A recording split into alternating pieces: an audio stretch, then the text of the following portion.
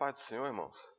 Mais uma vez, nessa oportunidade que nós temos para nós meditarmos na palavra do Senhor, pedimos a graça, a misericórdia do nosso Deus, para que nós possamos sermos capacitados, que o nosso entendimento seja aberto, para que possamos estudar, nos aperfeiçoar e a cada dia crescemos na graça e no conhecimento de nosso Senhor. Hoje nós já estamos na nossa 9ª lição do nosso trimestre com o tema A Conquista de Canaã, sendo o título da 9ª lição Sansão, o Forte Juiz. Lembro mais uma vez aos irmãos que é uma orientação, é um auxílio aos professores da Escola Bíblica Dominical na classe dos adolescentes. Então, nós vamos passar diretamente aos pontos necessários de destaque em nossas classes e os principais tópicos da lição. Nós não iremos dar muita ênfase ou então ler conforme de costume a nossa lição, então simplesmente passaremos, certo? E nessa 9ª lição, Sansão, o Forte Juiz, nosso texto áureo encontra-se no livro de Juízes, no capítulo 13 e no verso 5, que diz: Porque eis que tu conceberás e terás um filho, sobre cuja cabeça não passará navalha, porquanto o menino será nazireu de Deus desde o ventre, e ele começará a livrar a Israel da mão dos filisteus. Como nossa leitura bíblica sugerido, conforme o nosso costume, está em Juízes capítulo 16, do verso 23 ao verso 31. Como nós sempre fazemos a divisão da nossa lição, hoje, mais uma vez, em 3 tópicos, sendo eles, o primeiro, o nascimento de Sansão, o segundo, o seu casamento, e o terceiro, as lutas de Sansão e a derrota dos filisteus. É bom também nós, como já é repetitivo nas nossas oportunidades aqui meditando, nós fazemos a revisão para darmos continuidade ao entendimento do que está se passando com o povo de Israel, tendo aquele contexto para os alunos fixarem melhor os fatos narrados no texto em questão. Como sugestão, então, acho que seria adequado nós relembrarmos a questão dos juízes, a característica do livro, assim como também o juiz, também chamado na Escritura como libertador, são homens ou mulheres que são chamados por Deus para que venham trazer a vontade divina, a justiça e o juízo para o povo de Israel e para os povos ao redor também. Na continuidade da revisão, nós vimos na última lição a tentativa da instalação de um reinado no povo de Israel, quando nós vimos que Abimeleque, filho de Gideão, tenta então articular, bolando, arquitetando um plano para que ele fosse então nomeado rei em Israel. Mas o seu plano assim é frustrado e Deus vem sobre ele aplicando a sua justiça. Temos também a citação na aula passada de vários juízes, algum deles que não tem fatos narrados, não tem nada histórico ou de acontecido no período que eles foram juízes em Israel, como exemplo, Tola e Jair. Passamos também por Jefité, um juiz que era até então desprezado, expulso da sua casa, da sua família, mas foi convocado e chamado por Deus para ser juiz e libertador de Israel. Assim como também nós vimos outros juízes, como Abissã, Elon e Abidom, juízes esses que também não existem relatos a respeito do seu tempo. Então, somente diz que eles eram juízes e por quanto tempo que eles julgaram, vamos assim dizer, Israel.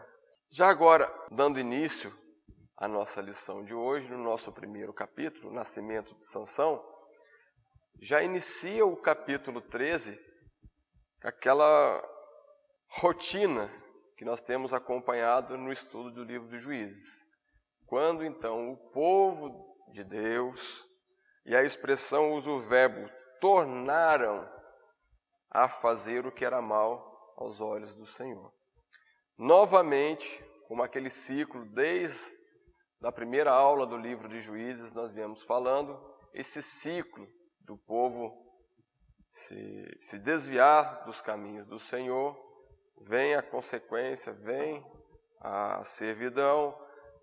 Depois nós vemos o povo de Israel clamando ao Senhor, e pela sua graça, sua misericórdia, Deus levanta um juiz e liberta o seu povo. Aqui nós temos essa história se repetindo mais uma vez, quando então o povo de Israel se desviando, e a expressão do verso 1 do capítulo 13 que nós temos é que o Senhor entregou o seu povo na mão dos filisteus. E essa servidão já durava por 40 anos. 40 anos já o povo de Israel passando por situações de servidão na mão dos filisteus. O diferente agora é que nós não vemos o povo de Israel, ao menos aqui citado, clamando ao Senhor. Em todos os outros casos que nós temos citados aqui no livro de Juízes, nós vemos que o povo clama ao Senhor e o Senhor então dá ouvidos ao povo e levanta um juiz. Agora não. Nós, pelo menos, se teve ou não, nós não sabemos. Mas aqui nós não temos essa citação do povo clamando ao Senhor. Vamos dizer assim, vem do Senhor a iniciativa de resgatar, ou como a própria palavra diz, de começar a livrar o povo de Israel da servidão.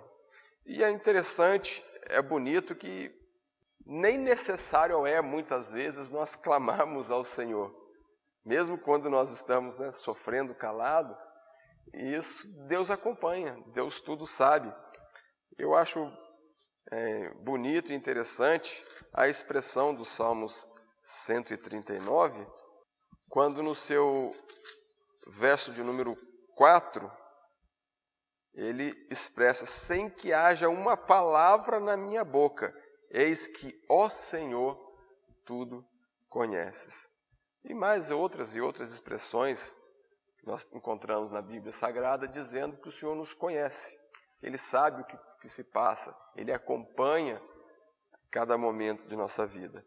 Então aqui, se o povo clamou ou não, o fato é que Deus viu a situação que estava Israel e assim, então, começou a agir. Outro texto que também é bastante interessante, nós podemos enriquecer as nossas referências, está em Jeremias, no capítulo 29, no verso 11, quando o Senhor assim fala com Jeremias. Porque eu bem sei os pensamentos que penso de vós, diz o Senhor, pensamentos de paz e não de mal, para vos dar o fim que esperais. Resumindo, a benignidade de Deus, a bondade de Deus para com as nossas vidas é sempre motivo de destaque que nós precisamos dar.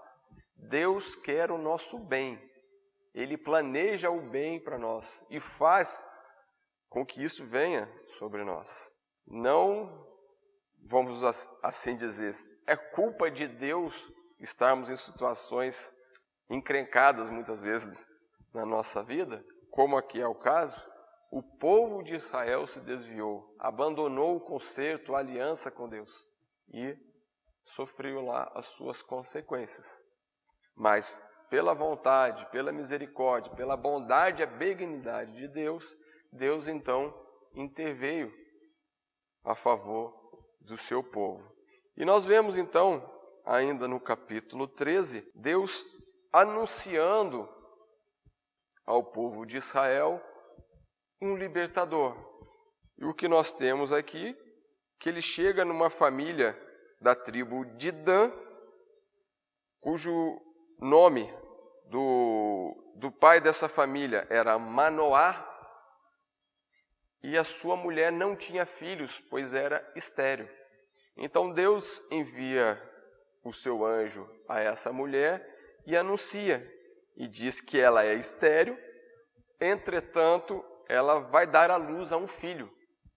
E esse filho, ele já anuncia para que ela guarda de não beber vinho ou bebida forte, nem coma coisa imunda. No verso 4 nós temos assim. E no verso 5 nós temos que sobre a sua cabeça não passará navalha, porquanto o menino será nazireu de Deus desde o ventre. Aqui está o anúncio a essa esposa de Manoá.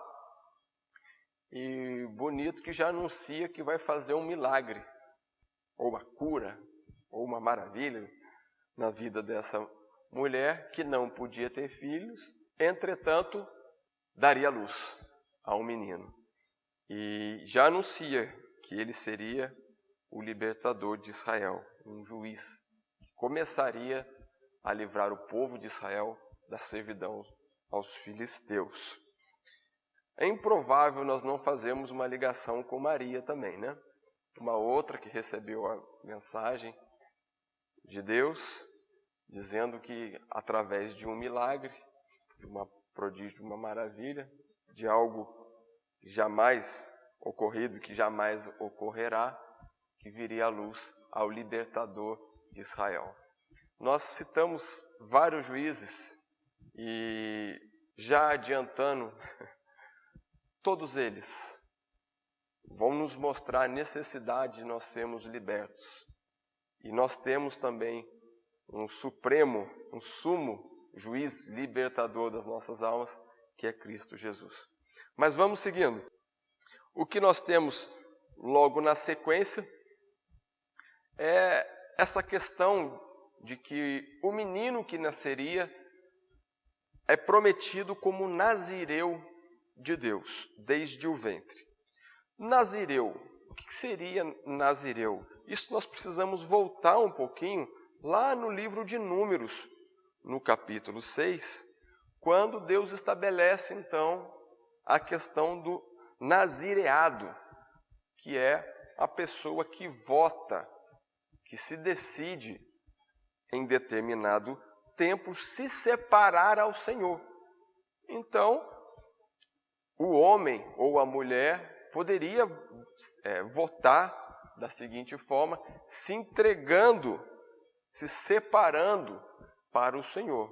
E enquanto durasse, então, esse período da sua vida, destinado, oferecido ao Senhor, não poderia tomar nada proveniente da uva, da vide, não poderia se aproximar ou comer coisa imunda, nem mesmo, vamos assim fazer uma comparação, nem ao velório dos seus pais ela poderia participar, porque o fato de tocar num morto tornaria imundo. Como também o nazireu não poderia, de forma alguma, raspar a sua cabeça. Essa era a lei do nazireado, da pessoa que votava ao Senhor, se separava ao Senhor. Durante esse tempo, então, o estabelecido tinha essas condições. Bem, o caso aqui é um pouco diferente. Quando é anunciado o nascimento de Sansão, nós vemos que já foi estabelecido e determinado que ele seria nazireu desde o ventre. Então, o seu chamado não foi através de um voto de Sansão, mas sim, desde o ventre, o Senhor já o escolheu, já o separou para fazer uma obra. vendo e repassando esse texto, nós vemos que o mesmo fato aconteceu com Jeremias.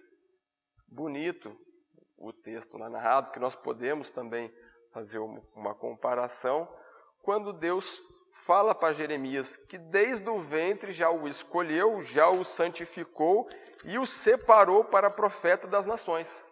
Se assim vamos chamar, é o nazireu também.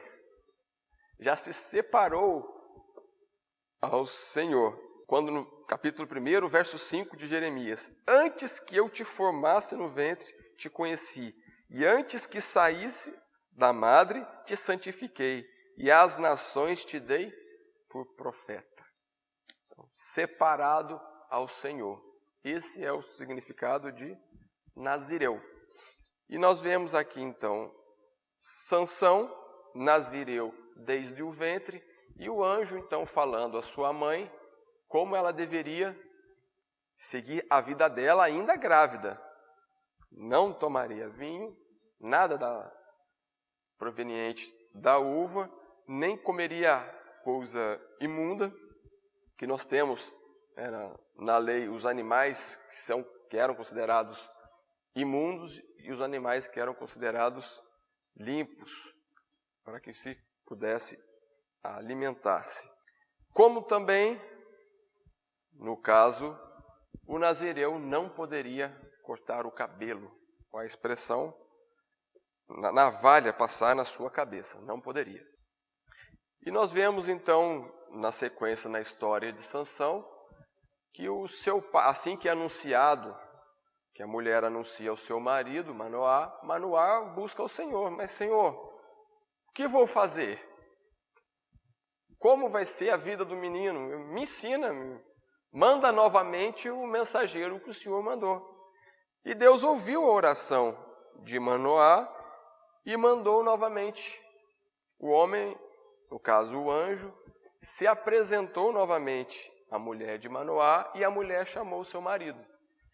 E Manoá, então, conversando com o anjo, que até então não sabia que era um anjo, um mensageiro, solicitou novamente orientações, e o anjo repetiu: não pode vinho, não pode comer nada imundo, nem tampouco navalha passar na sua cabeça. Na sequência, nós vemos um fato interessante, que Manoá de imediato procura trazer alguma oferta, ou agradar o mensageiro, e preparou então pão para trazer ao mensageiro do Senhor. Muito parecido com Gideão, que também quis trazer uma oferta, trazer algo ao mensageiro. Da mesma forma, o anjo então vai lá e fala: coloca sobre a penha, sobre a rocha.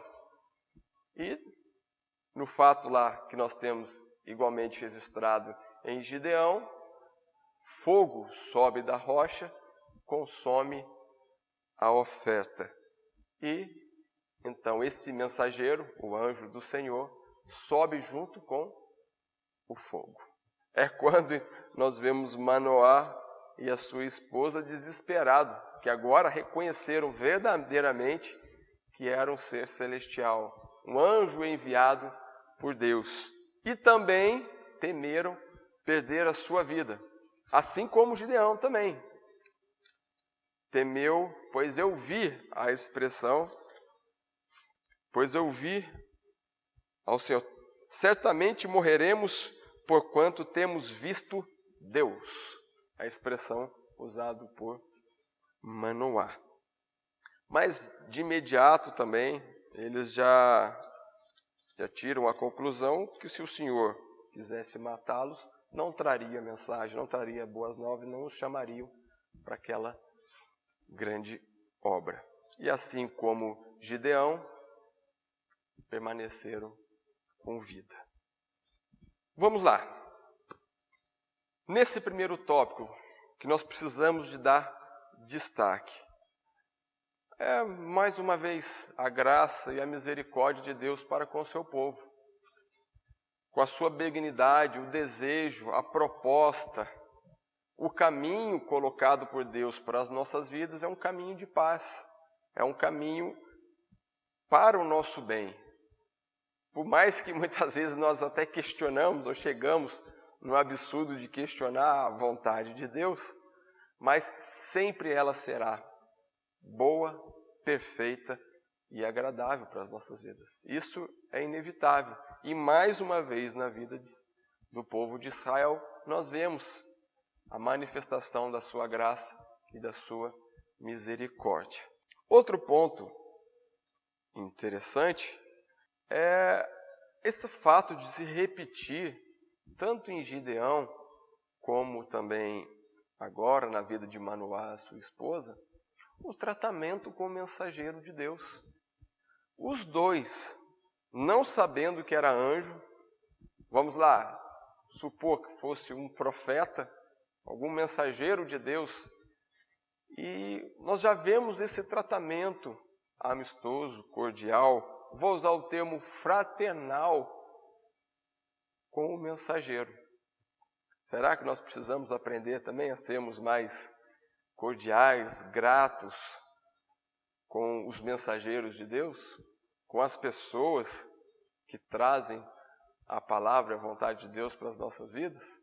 É um destaque a se considerar como gratidão, como expressão fraternal do verdadeiro amor nas nossas vidas.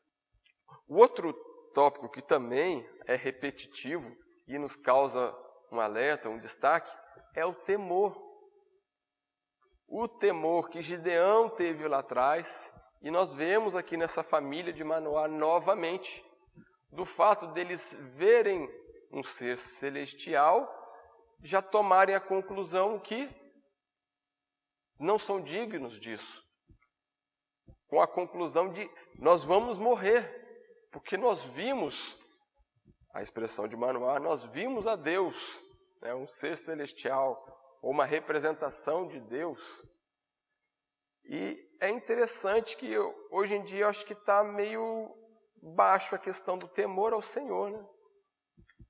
Tanto está baixo que nós vemos como está a nossa reverência diante de Deus na casa do Senhor, quando cultuamos a Deus. Então é um fato que nós podemos aproveitar aqui de trazer à memória, lembrar a necessidade de também temermos. O temor não é, vamos lá, o máximo. Diz a expressão bíblica que é o princípio da sabedoria. O máximo, o auge, vamos dizer assim, da sabedoria, fazendo uma analogia, é o próprio amor. O amor e outras expressões bíblicas dizendo quão terrível é este lugar, não é outro lugar senão a casa de Deus, morada do Altíssimo.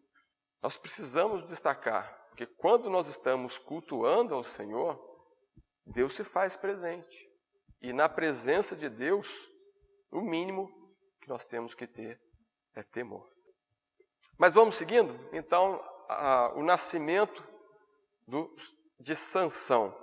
Nosso segundo tópico, nós vemos então o título Casamento de Sansão. Antes de nós adentrarmos nesse tópico, é importante nós lermos o capítulo 13, no verso 25, quando diz: E o Espírito do Senhor o começou a impelir de quando em quando para o campo de Dan, entre Zorá e Estaol. Lembrando, se nós formos verificar no mapa, e temos até a relação em aulas anteriores, essa região de Zorá e Estaol é na fronteira de Dan com a terra dos filisteus. E nós vemos aqui claramente que era Deus impulsionando Sansão para aquela região. Tá? E o que nós temos, logo já adentrando no capítulo 14, é que Sansão, então, chega numa cidade de Tímina. E essa cidade dos filisteus, e lá ele se agrada de uma mulher. e vai falar com os seus pais. Fala, ó, pai, mãe, eu me engracei com uma mulher lá dos filisteus. Ai, pronto, misericórdia. Já vemos então nosso irmão Manoá coçando a cabeça. Filho, dele até repreende o seu filho. Não há porventura mulher entre as filhas dos teus irmãos, nem entre todo o meu povo? Por quê? A regra de Deus, o mandamento de Deus era que o casamento era entre o povo de Israel. Esta é a regra. Mas o que acontece? Nós temos bem claro no verso 4 do capítulo 14, a expressão, mas seu pai e sua mãe não sabia que isso vinha do Senhor, pois buscava ocasião contra os filisteus, porquanto naquele tempo os filisteus dominavam sobre Israel. Qual é a regra? Casar entre os irmãos. Mas o próprio Deus impulsionou Sansão para casar ou para se relacionar com uma mulher dos filisteus. E a expressão também deixa muito bem claro, pois buscava ocasião contra os filisteus. Deus não faz remendo não, tá? E aqui deixa muito claro que a intenção de Deus é que desse tudo errado. Era procurar ocasião contra os filisteus. Isso não pode, essa palavra não pode ser usada como argumento do que eu vou casar com hoje em dia, né? Eu vou casar com uma mulher do mundo e depois Deus traz. Vinha do Senhor esse relacionamento de Sansão para buscar ocasião contra. Vai dar conflito. É isso que Deus está querendo mesmo, tá? Na vida de Sansão. O que nós temos então é que Sansão vence seus pais. E a moça é desposada a Sansão. Mas não pode deixar também de registrar a resistência dos pais de Sansão, certo? Mas vamos lá. Sansão, então, agora vou usar o termo noivo dessa mulher dos filisteus, da filha dos filisteus, e como de costume, é feito, então, uma bodas, é uma semana de festas de preparação para o casamento. Mas nessa de ir lá, ele encontra um leão no caminho, mata o leão, a expressão diz que o Espírito do Senhor se apossou dele e ele rasgou o leão. No outro dia que estava indo ver a sua noiva, ele achou nesse leão morto, que ele havia matado, um enxame de abelhas e nela tinha mel. E diz a Escritura que ele pegou do mel e foi comendo. Vamos lá. Nesse evento de bodas, um noivado festivo, onde então vários convidados dos filisteus estavam lá, pois a família era dos filisteus, ele fez então um enigma. E nós vemos registrado no verso 14 do capítulo 14, quando ele diz, do comedor saiu comida e doçura saiu do forte.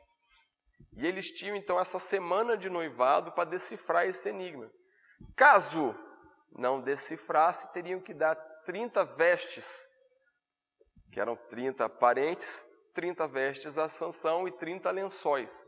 É a expressão bíblica que nós vemos aqui.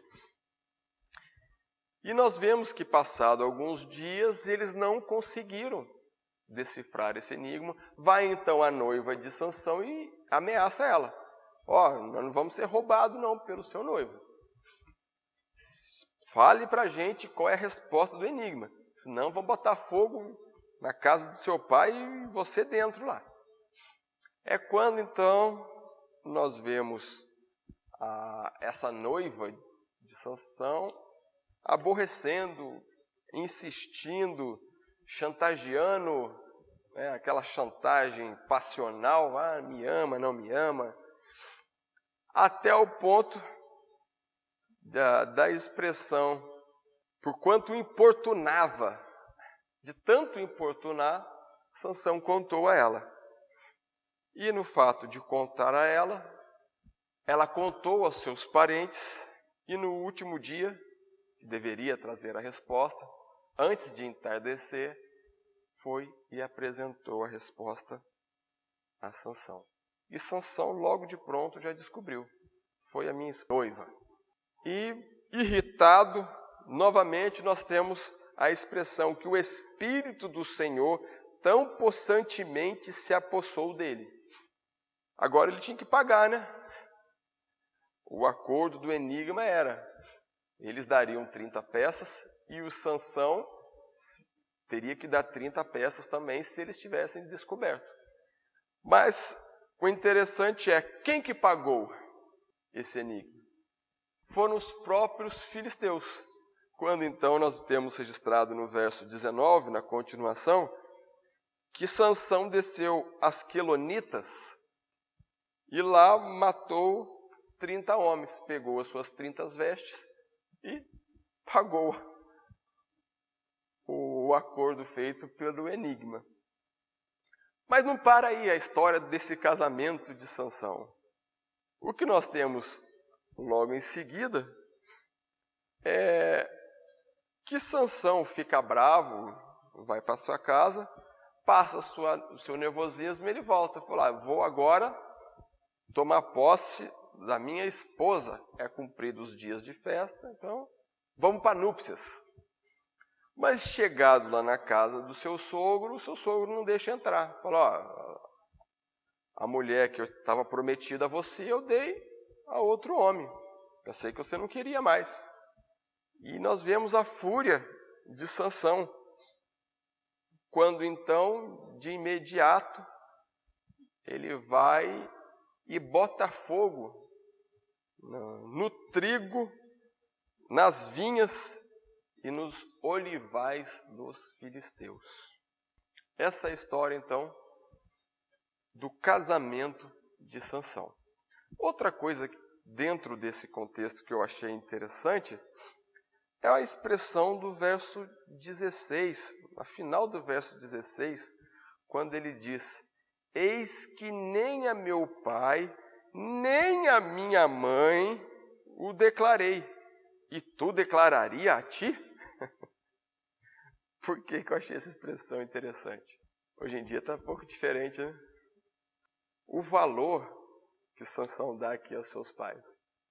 Se eu tivesse que contar para alguém, eu contaria aos meus pais, não uma possível, então, esposa.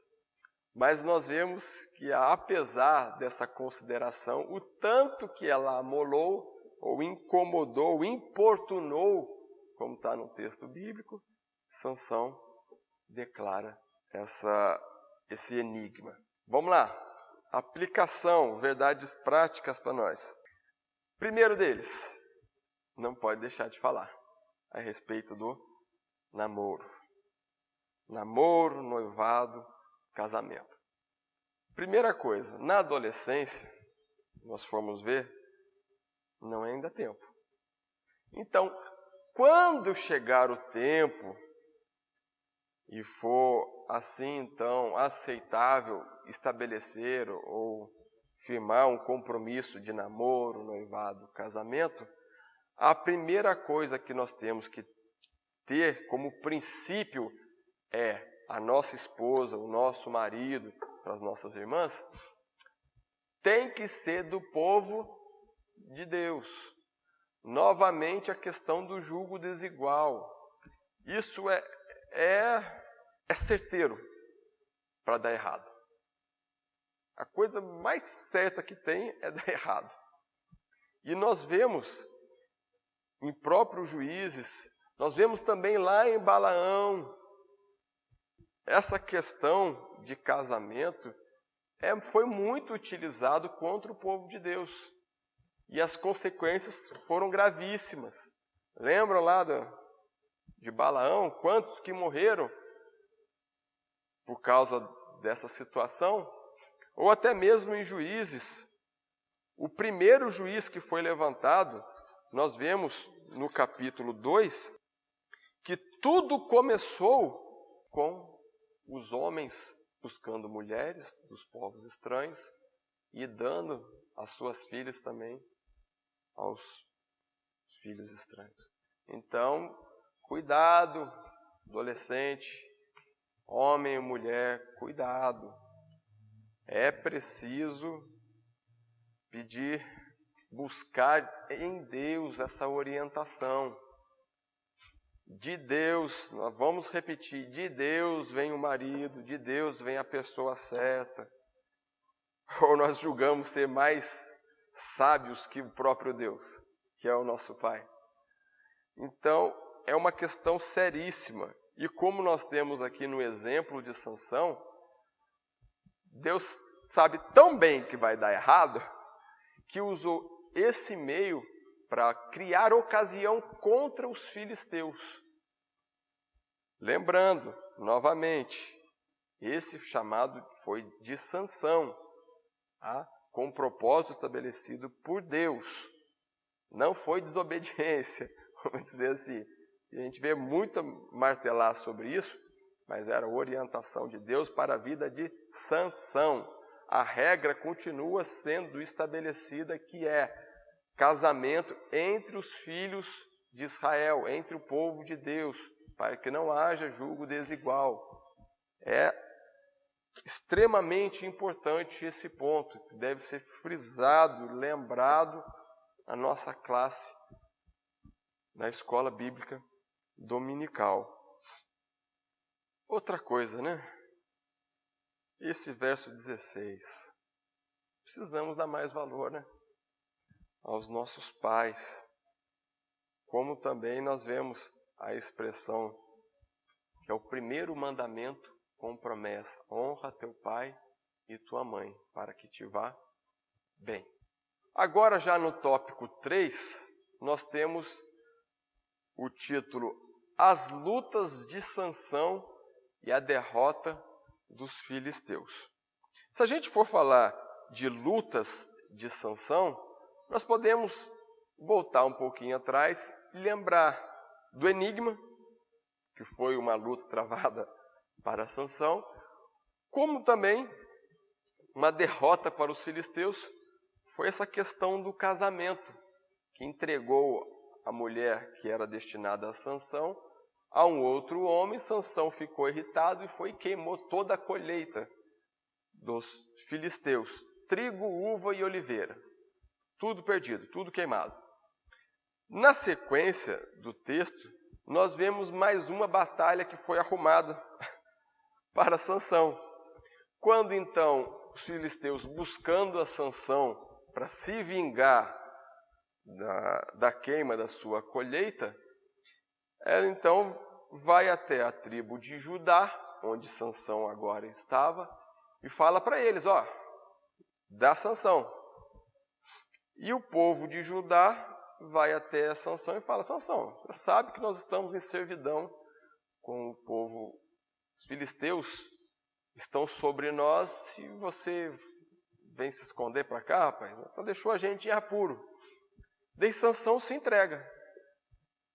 Se entrega e os filhos de Judá amarram Sansão e entregam aos filisteus.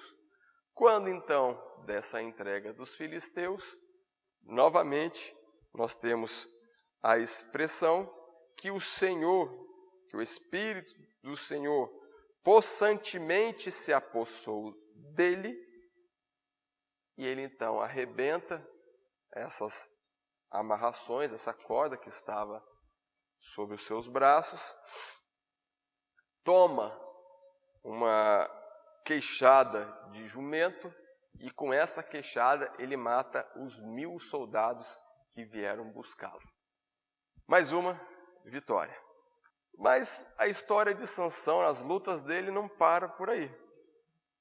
Logo em seguida, nós vemos ele se engraçando por outra mulher, agora tão famosa, chamada Dalila.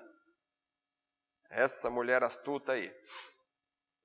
O que acontece? Assim que ele começa a se envolver com essa Dalila, os filisteus já se articulam e falam para ela, nós vamos te dar um dinheirão, 1.100 moedas cada um, para você descobrir qual é o segredo de Sansão. Logo, ela então começa o seu plano e começa a perturbar a cabeça de Sansão, dizendo qual é o teu segredo, da onde vem a tua força. E Sansão inventava umas histórias para ela, se me amarrar com corda nova, se me amarrar com... E foi falando, vegas de fimes frescos, aí eu sou um homem qualquer. E foi falando, e 3 vezes inventou uma historinha lá. Daí a Dalila, para testar Sansão, falava para ele, Sansão, os filisteus, ele acordava, arrebentava tudo e ia... Mas era só um blefe de Dalila. 3 vezes blefou. Até então, novamente jogando a parte sentimental, né? Não me ama. Cuidado, adolescente, viu? Essas pressões passionais, se você não me ama, se você me ama, você faria isso ou aquilo outro. O amor está longe de ser inquiridor, mas vamos seguindo. E nós temos então a expressão bíblica que foi molestando, perturbando a cabeça de Sansão, até o ponto que a expressão bíblica diz, a sua alma se angustiou até a morte. Não aguento mais essa mulher falando na minha cabeça. Essa foi a expressão de Sansão. Então, no verso 17, nós vemos que descobriu-lhe todo o seu coração e disse a Dalila, nunca subiu navalha a minha cabeça, porque sou nazireu de Deus desde o ventre de minha mãe. Se viesse a ser raspado, isseia de mim a minha força e me enfraqueceria e seria como todos os mais homens. Pronto. Feita a lambança. Contou para Dalila. Imediatamente ela foi e contou para os filisteus. Articulou então, assim que Sansão dormiu, Dalila chamou pessoas que cortaram o cabelo de Sansão e amarrado, ela de novo chamou os filisteus. Quando ele levantou pensando que ia arrebentar tudo que lhe prendia, a sua força já não estava mais consigo, porque ele não sabia que já o Senhor se tinha retirado dele. É o nosso verso de número 20. A consequência dele ter revelado o seu voto nazireu, que ele era nazireu de Deus, foi essa. Deus se retirou dele. E nós vemos na sequência que o povo dos filisteus arrancou os seus olhos e colocou ele para moer. A expressão é, e andava ele moendo no cárcere. Vamos lá. Primeira coisa que nós precisamos destacar é que a força de Sansão nunca esteve no seu cabelo. A força de Sansão sempre foi porque o Espírito do Senhor era com ele. O fato de cortar o cabelo foi pura e simplesmente que rompeu-se a aliança do Nazireu. quando terminava-se o voto do nazireu, ele tinha que raspar a sua cabeça, passar navalha na cabeça, cortar o cabelo.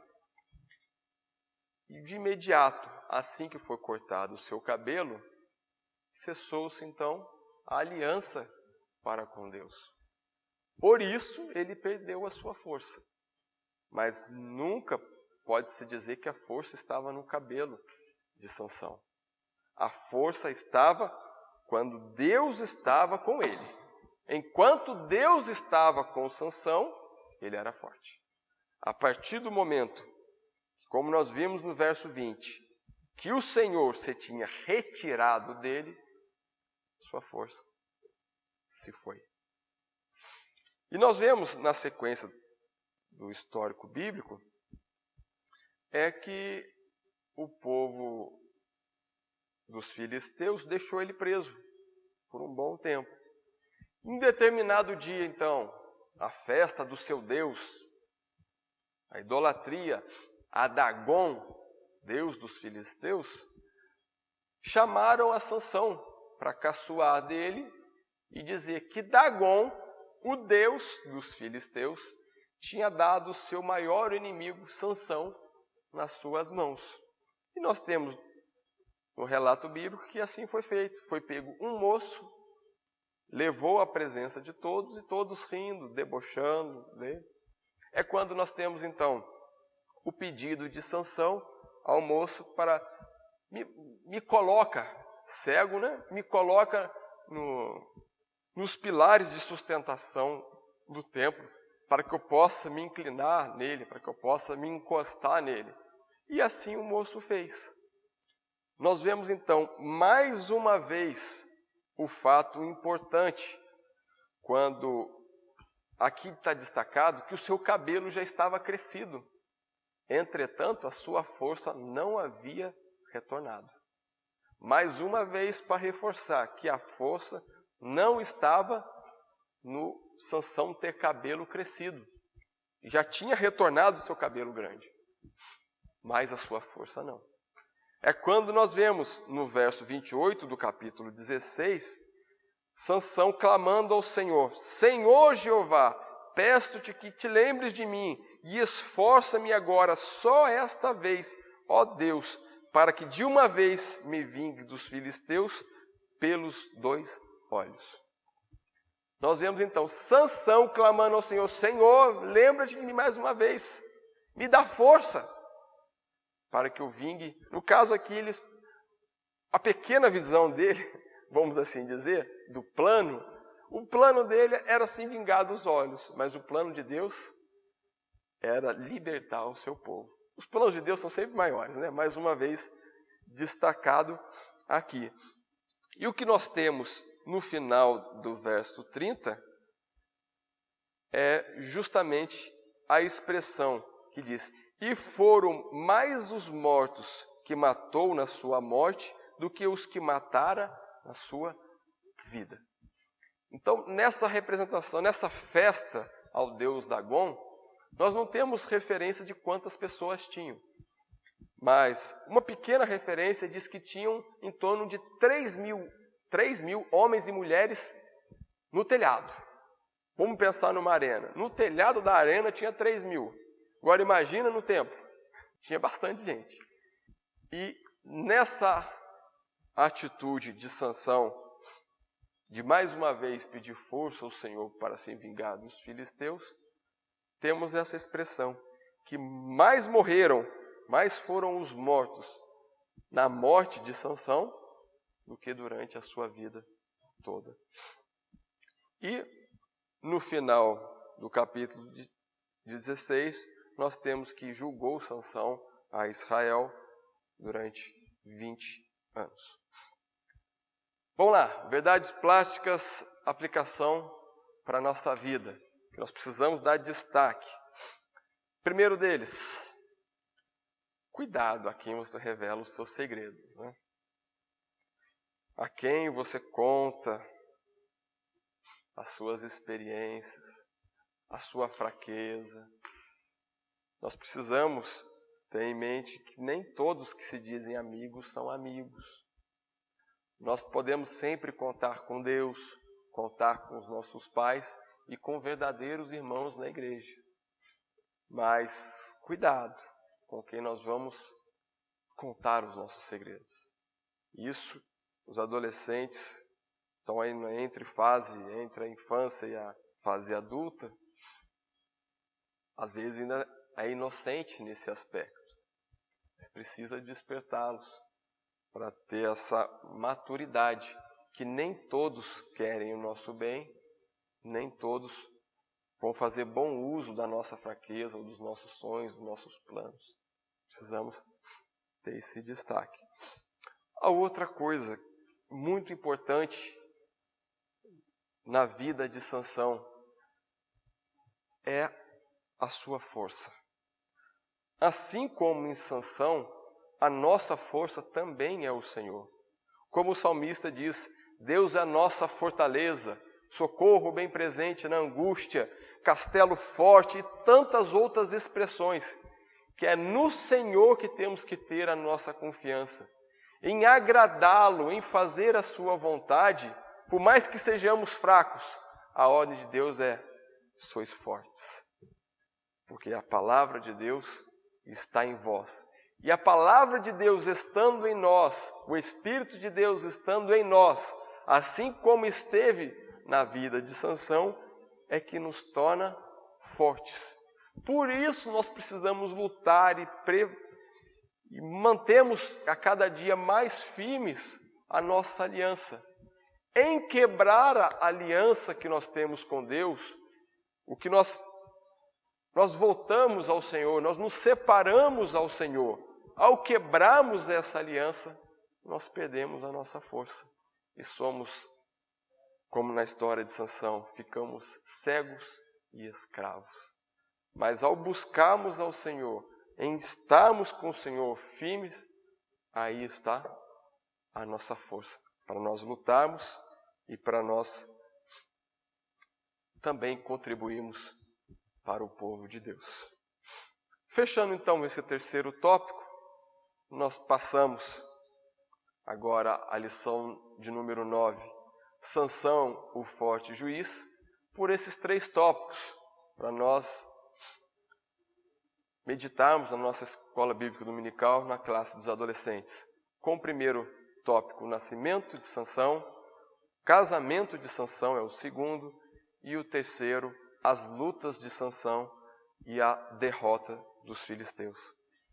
Que Deus nos abençoe e que nós possamos ser enriquecidos pela palavra de Deus na nossa classe de adolescentes.